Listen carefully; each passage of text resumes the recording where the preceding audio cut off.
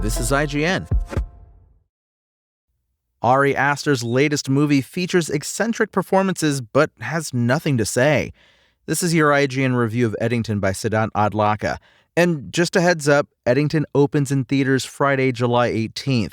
This review is based on a screening at the 2025 Cannes Film Festival. With Eddington, 21st century horror maestro Ari Aster makes an ambitious swing towards politically flavored comedy, but he misses just as wildly with this dusty, small-town modern western.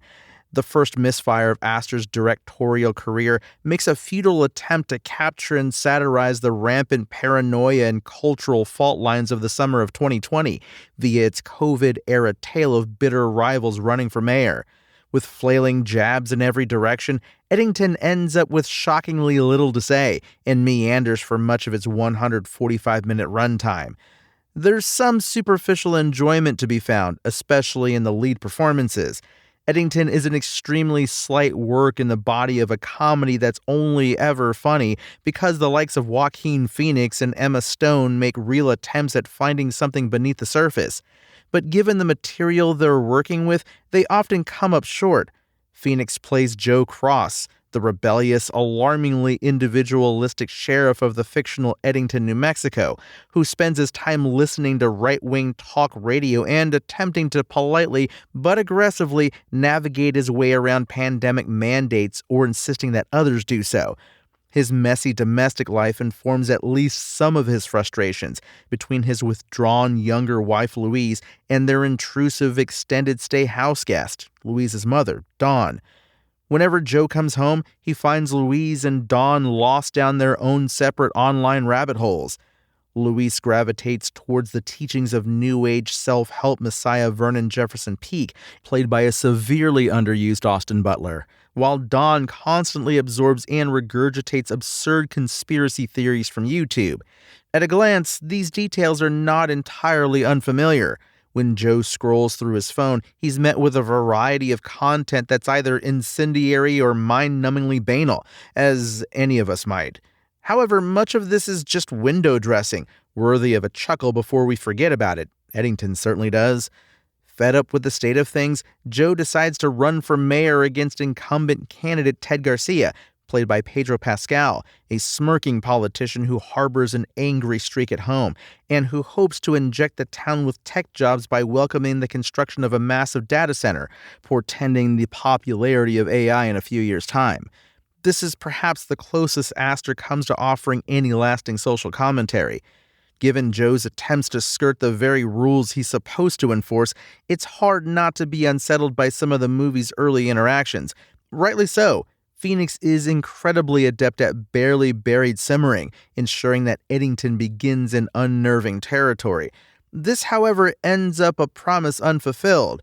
There's little exploration beyond the period piece facade of social distancing and social unrest, which hint towards wider details and context we never see, and whose effects seldom trickle down into anyone's behavior beyond the first time we meet them.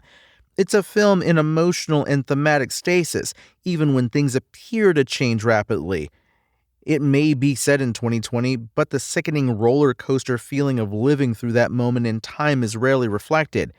When protests over the police killing of George Floyd begin spreading throughout the United States, the people of Eddington begin preparing for an explosion, but the blast feels only partially formed and entirely insincere.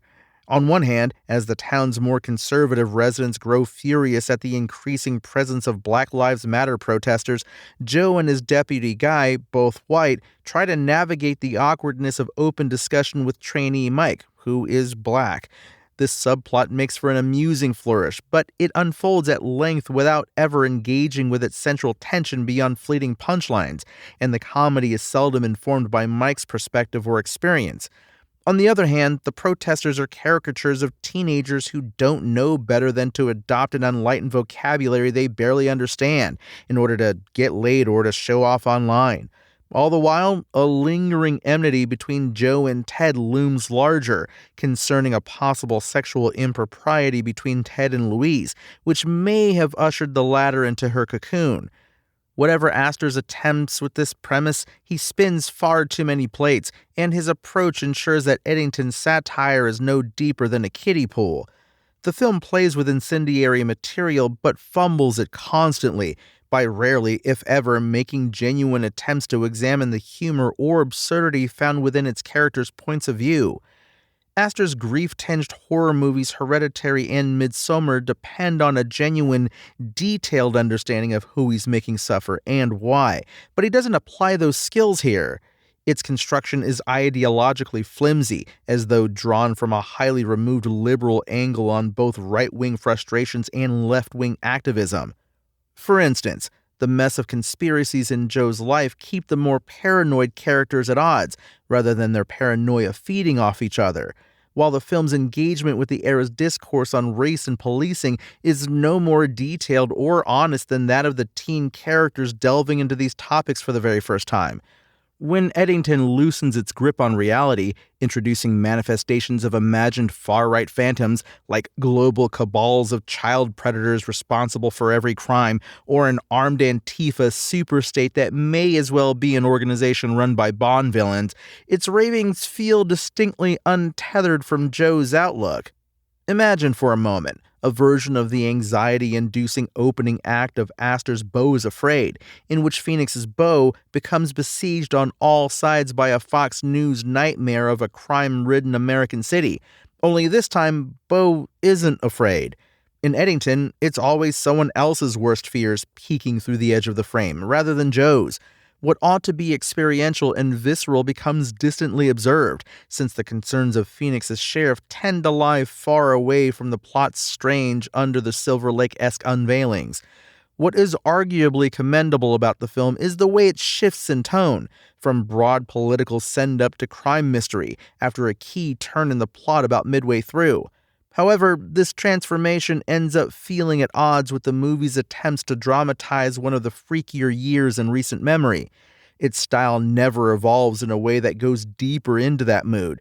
Even its sprawling southwestern setting is often reduced to a broad symbol of neighborly schisms and civic malaise, alongside a violent cruelty towards its characters that's anything but nuanced, let alone as potent as an editorial cartoon.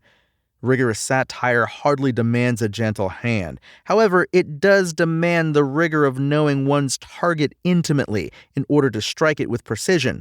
But Eddington is far from precise. Its distant perspective on the many concerns it portrays across the bounds of party affiliation or taste results in a disaffected work that has little to say about its chosen moment, other than the fact that some people were bothered by what they may have imagined others were believing. The film itself may as well be one of those subjects, given its old man yells-at-cloud approach to any topic that might remotely force an average viewer to confront their own biases, or even reflect on the festering, uncomfortable feelings that define the era and continue to define the current one. If you're looking for a movie that observes the twisted emotional complexities of a world deep in crisis and says, "Can't we all just get along?"